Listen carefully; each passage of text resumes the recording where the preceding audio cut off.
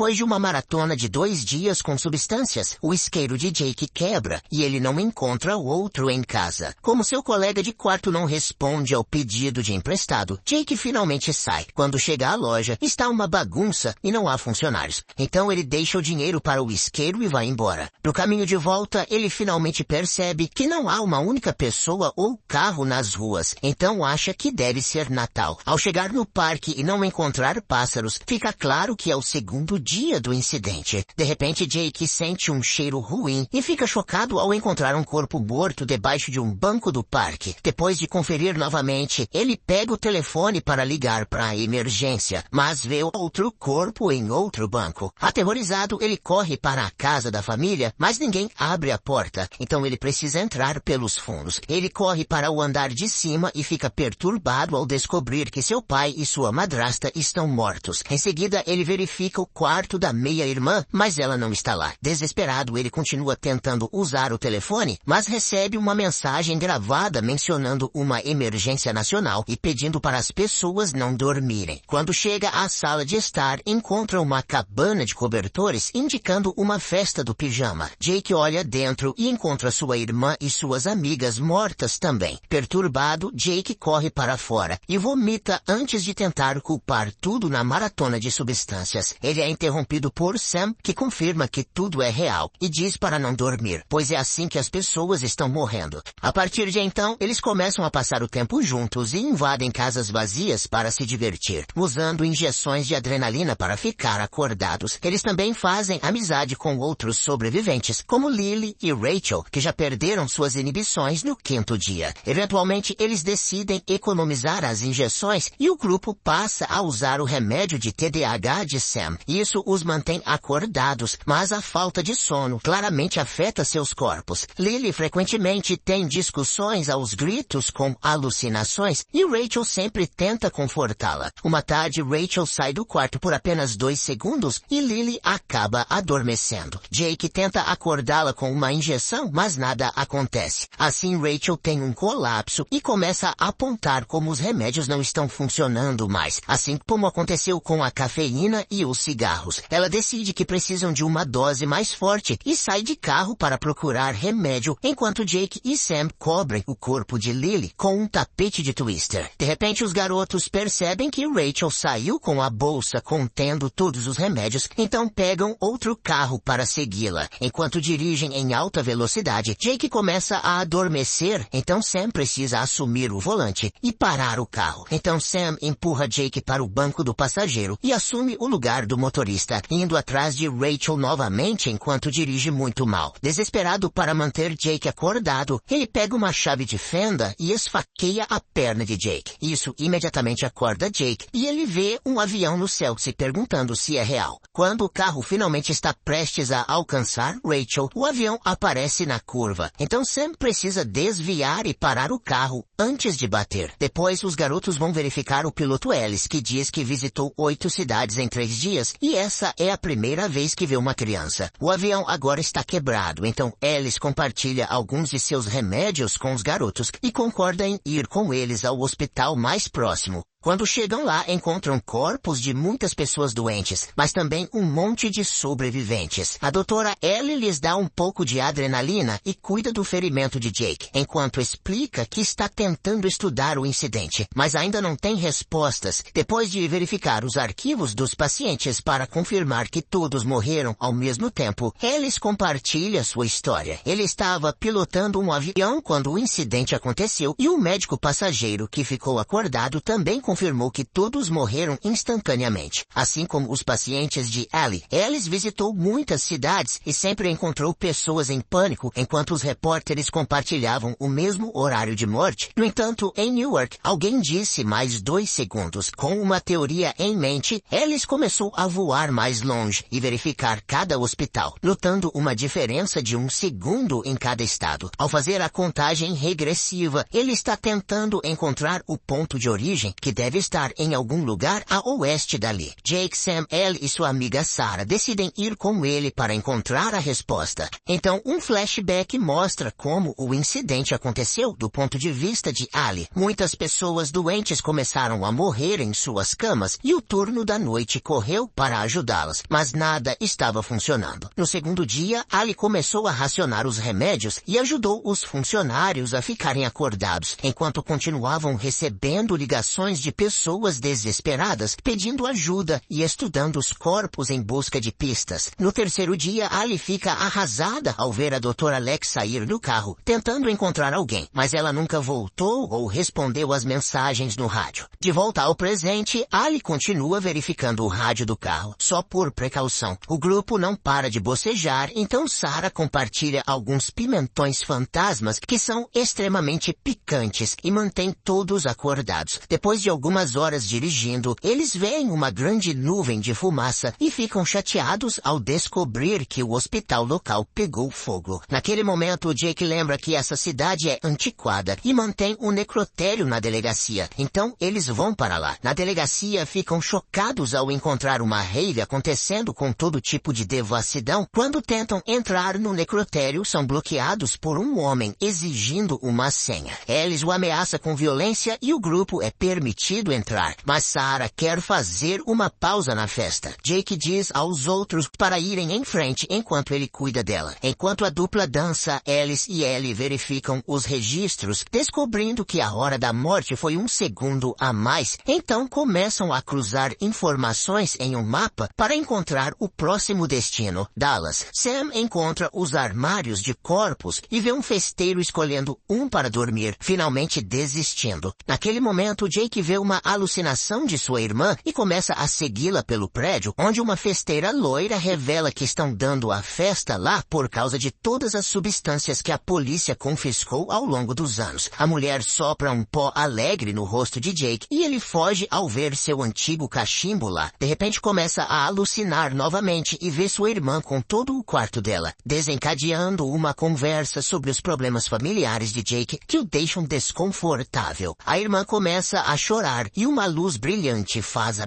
alucinação desaparecer. Então Jake corre para outro quarto. Na pista de dança, Sarah finalmente percebe que foi deixada sozinha e que perdeu a mochila com os remédios, causando um colapso nela. De volta a Jake, ele agora alucina sobre a vez que sua irmã o visitou na cadeia e ele soube que sua mãe morreu. Um Jake furioso começa a reclamar do pai por maltratar a mãe e quando ele bate na janela, sai da alucinação e corre novamente. Depois de passar pelos dançarinos, ele entra em outra alucinação, durante a qual encontra o corpo morto da irmã na cabana de cobertores e se agarra a ela, pedindo desculpas por não estar lá para ela. Ele volta à realidade de vez quando Sam o encontra e juntos vão procurar Sarah, apenas para encontrá-la morta em uma cadeira. Ellie fica muito chateada com isso e culpa Jake não querendo ouvi-lo. Ellis anuncia que não podem confiar nele e quer deixá-lo para trás. Mas Sam defende Jake e convence os outros a ficarem juntos. Algumas horas depois, o rádio finalmente capta algo. É uma mensagem de Lex dizendo que encontrou a cura em Austin. Ellis ainda quer encontrar o ponto de origem, então ele sai sozinho, enquanto Ellis, Jake e Sam seguem a gravação. Outro flashback mostra que Dave sobreviveu à noite do incidente porque ficou acordado até tarde para trabalhar. Na manhã seguinte, ele teve que enterrar seu cachorro, então começou a consumir substâncias como louco, enquanto assistia várias telas ao mesmo tempo, esperando por qualquer notícia. Ele começou a perder a cabeça e até socou um espelho, machucando a mão e percebendo que a dor o mantinha acordado. No terceiro dia, ele adquiriu múltiplos ferimentos para continuar. No quarto dia, Dave estava coberto de sangue e unhas enquanto vagava para fora de casa. Quando viu uma menina na rua, ele a perseguiu e a jogou no chão para espancá-la até a morte. De volta ao grupo de Ellie, eles estão dirigindo quando Jake se distrai e acidentalmente atinge algo, fazendo o carro bater em uma árvore. Ellie está sangrando e prestes a desmaiar, então os garotos atiram e jogam álcool nos olhos dela para mantê-la acordada. Sam corre de volta ao carro para procurar água e no espelho ele percebe alguém os observando de uma ponte, mas quando olha para cima, a pessoa se foi. Jake percebe que eles atingiram uma pessoa que caiu da ponte repente, o que não faz sentido porque é mais fácil morrer dormindo. De repente, Ellie vomita e ouve um barulho agudo, indicando que ela deve ter uma concussão. Os garotos enfaixam a cabeça dela e a carregam. Sam menciona que viu alguém e se pergunta se era um assassino. Mas Jake acha que não faria sentido jogar um corpo. Depois de muito caminhar, eles chegam a uma cidade e Ellie vomita novamente, alucinando música. Enquanto Sam cuida dela, Jake vai procurar ajuda e fica perturbado ao encontrar vários crânios pendurados nas árvores. Ele também nota uma pessoa espreitando com o rosto pintado e ao tentar se afastar é bloqueado por um estranho mascarado. Ao mesmo tempo, Ali cai no chão e quase desmaia, mas as pessoas dos crânios a encontram a tempo. Ali é levada para uma igreja e recebe um remédio caseiro que a desperta imediatamente. Padre Júlio explica que seu grupo está no meio de um festival em homenagem aos mortos e pede desculpas por assustá-los com seus jogos. O grupo é convidado a ficar o tempo que precisar e Júlio apresenta Sam a outras crianças da sua idade. Ali inspeciona os ingredientes do remédio e nota que inclui vermes, por isso tem um gosto tão ruim. Sam faz amizade com uma garota chamada Carmen, que o leva para conhecer um homem cego e o cão-guia que fica acordado para cuidar do dono. De repente, o cachorro começa a latir furiosamente e as menores de idade voltam para a festa. De repente, Dave salta sobre Carmen e a esfaqueia. Então Sam quebra uma cadeira na cabeça dele. Antes que Dave possa reagir, Júlio abre fogo, fazendo Dave fugir. Enquanto algumas pessoas o perseguem, Júlio leva Carmen para dentro. Mas Ali não pode ajudar muito porque a garota precisa de um cirurgião e ela não é uma. A cabeça de Ali também começa a doer enquanto ouve o barulho agudo novamente. Então Júlio faz o melhor para acalmá-la. Depois de beber um pouco de remédio, Ali concorda em ajudar e pede a Júlio e Sam para segurarem Carmen enquanto ela faz pontos sem anestesia. Enquanto isso, um adolescente é encontrado por Dave e morto em segundos. Na igreja, a energia acaba de repente, então Júlio precisa consertar o gerador. Ele percebe um pouco de sangue e segue até abrir uma porta de onde Dave sai. Uma luta começa e enquanto os homens se jogam pela sala, a arma de Júlio dispara no escuro. Ali e Sam ouvem o tiro e levam Carmen para a sala com as velas de oração, onde são encontrados por Dave. Ele se distrai ao notar o cachorro na sala e tenta se conectar com ele, mas o cachorro foge. Chorando, Dave está prestes a atacar, mas o cachorro traz Jake e ele imediatamente começa a bater em Dave com um cano. Então Júlio aparece vivo e bem, feliz por ver o vilão morto. Na manhã seguinte, o grupo se prepara para sair em um carro novo e oferece a Júlio para ir junto. No entanto, Júlio recusa, explicando que enviou 2 pessoas para Austin há 2 dias e elas nunca voltaram ou ligaram. Como presente de despedida, Júlio dá a Jake sua arma. Enquanto isso, Ellis finalmente chega a Dallas, que parece estar prosperando.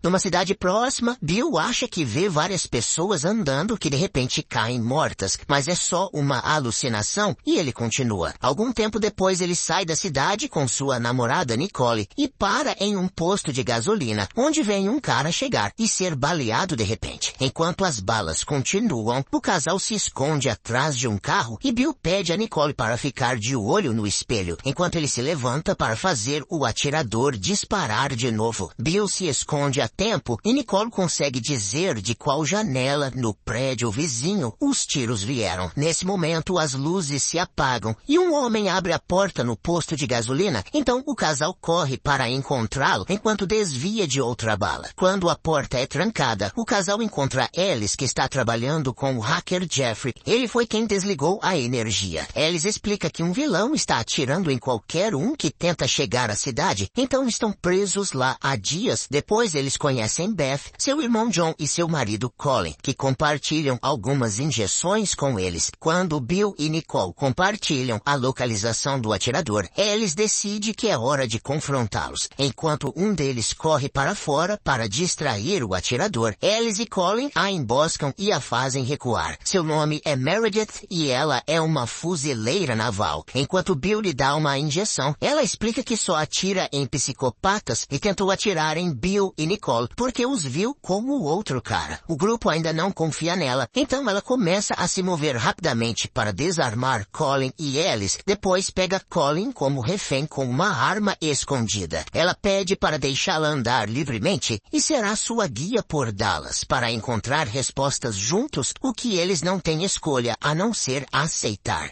Depois eles compartilham as informações que têm. Bill e Nicole vieram para ter o encontro perfeito antes de morrer. Jeffrey seguiu um pássaro pensando que era um presságio porque o pássaro nunca parava de voar. A família de Beth veio aqui porque na noite do incidente ela foi acordada por uma ligação de um número com o código de área de Dallas e as iniciais SC. A voz dizia não durma bem antes do incidente acontecer. Jeffrey tenta rastrear o número, mas descobre que a internet caiu, embora estivesse funcionando 1 hora atrás. Bill usa as páginas amarelas e descobre que o número pertence a Sandy Creek Nursing Home, que corresponde às iniciais. Então eles vão para lá. O prédio está vazio, exceto por vários corpos mortos, mas Meredith encontra uma câmera de segurança, então verificam as gravações. Beth não reconhece ninguém e, para a surpresa deles, ninguém morreu na hora do incidente. Jeffrey aponta que mascarar números de telefone é fácil com a tecnologia atual, e Alice fica tão bravo que quebra uma TV. Isso faz Bill perceber algo e ele verifica o vídeo novamente. A mensagem de emergência apareceu na TV exatamente no momento do incidente, como se estivessem preparados para isso. O grupo decide que o próximo destino é a estação de transmissão. Nesse momento, Nicole quase adormece, mas eles a despertam a tempo. Bill anuncia que já teve o suficiente e diz ao grupo para seguir sem ele. De repente, Meredith pega sua arma e aponta que Bill deu a injeção dela, mas é Nicole que está desmaiando. Na verdade, ela nunca viu Bill tomar nada para ficar acordado. Bill explica que tem insônia familiar fatal, uma condição rara que o impede de dormir e o matará em 1 ano. Isso também causa alucinações e delírios. Meredith acha que ele é perfeito para missões agora, mas ele ainda escolhe ir embora com Nicole. O casal tem um ótimo jantar e assiste a um filme no cinema, onde Nicole finalmente se solta. Quando o grupo chega à estação, eles vagam no escuro até que uma luz forte é acesa em seus rostos. Uma voz masculina diz para eles saírem ou ele abrirá fogo. Então Meredith atira na luz para provar que ele está blefando. Eles encontram o âncora de notícias Alonso, que explica que não estava na estação na noite do incidente, e a mensagem de emergência já estava lá quando ele chegou. Nos últimos dias, ele tem tentado manter as pessoas informadas com sua equipe, que agora está morta. A teoria de Alice é que o sinal de emergência está causando as mortes. Então ele força Alonso a mostrar como desligar a estação. Enquanto isso, o grupo de Ali chega a Austin e para em um prédio misterioso. Eles veem várias pessoas correndo para fora e alguns guardas atirando nelas. Então Jake suspeita que essas pessoas pegaram Lex e a fizeram enviar uma mensagem sobre uma cura falsa para atrair mais vítimas. Ali ainda quer ter certeza, então fazem um plano. Eles se aproximam do prédio de cueca para parecerem fracos e inocentes. E 2 guardas confirmam que Lex está com eles e os deixam entrar. Depois de se limparem, Ali se reúne com Lex, revelando que são um casal. Elas se beijam, mas Ali também dá um tapa nela por sair sem avisar. Então Lex fala sobre a cura, dando a Sam uma injeção que o coloca para dormir instantaneamente.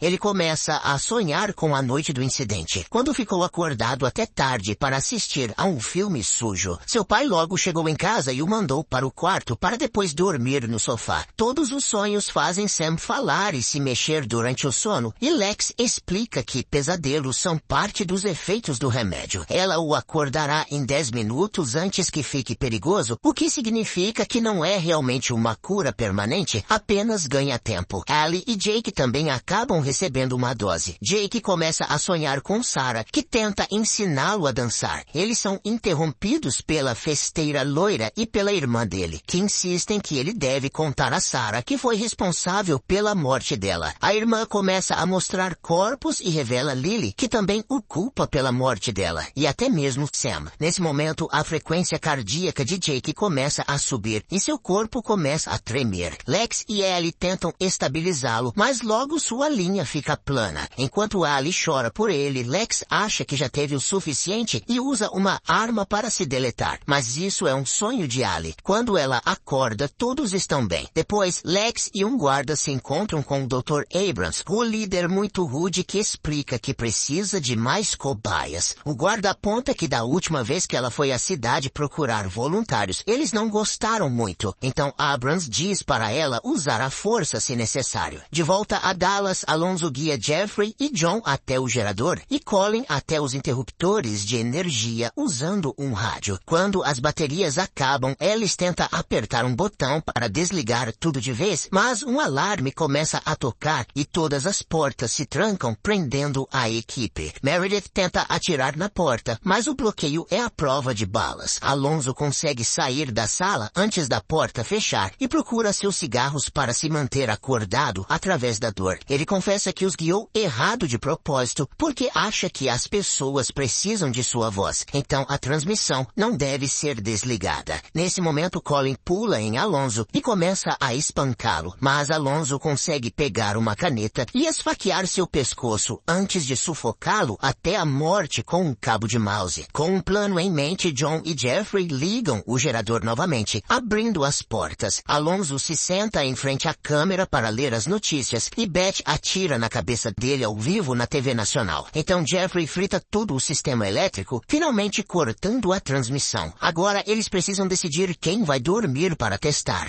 Um flashback mostra Jeffrey saindo com seus amigos depois do incidente e como o pássaro pousou na mesa deles e gritou para eles. Lembrando disso, no presente, Jeffrey se voluntaria para o teste. Ele adormece rapidamente e logo para de respirar. Então os outros correm para lhe dar uma injeção. Infelizmente não faz efeito e Jeffrey morre. Beth surta porque John morreu por nada e decide que vai dormir. Então Meredith corre atrás dela para impedi-la. Recusando-se a desistir, Ellis continua a analisar a situação e John aponta que o sinal está preso nos satélites agora, como um fantasma. Para realmente parar, eles teriam que derrubar toda a rede de satélites, o que poderiam fazer no Centro Espacial da NASA em Houston. Ellis vai contar às mulheres sobre o novo plano apenas para descobrir que John está com elas, significando que ele estava alucinando. Meredith decidiu que também quer dormir, então Ellis concorda em escoltá-las até um hotel para sair com estilo. De volta a Austin, um furioso Slade está preparando armas porque quer vingança contra Abrams por matar seu filho. Então ele sequestra uma mulher e começa a machucá-la com um martelo para fazê-la confessar como entrar na instalação. Enquanto isso, Lex faz alguns testes no sangue de Sam e informa que ele tem uma mutação que o faz precisar de pouco sono. Lex menciona que Abrams tem mais testes em mente e Sam concorda em ajudar. Mais tarde, enquanto Jake procura por Sam, ele encontra uma sala com caixas cheias de roupas infantis e até acessórios pertencentes aos caras enviados pelo Padre Júlio. Ao mesmo tempo, Ali está verificando os raios X dos cobaias e percebe que a maioria deles são cérebros de menores de idade, o que é estranho porque ela não viu nenhuma criança na instalação. Jake entra na sala também para trazer provas de que estão matando menores de idade e Lex defende o experimento, explicando que apenas menores de idade podem suportar e é para o bem maior. Jake e Ellie perguntam sobre Sam e correm para encontrá-lo, impedindo a injeção de Abrams a tempo e contando ao garoto sobre todos os menores de idade mortos.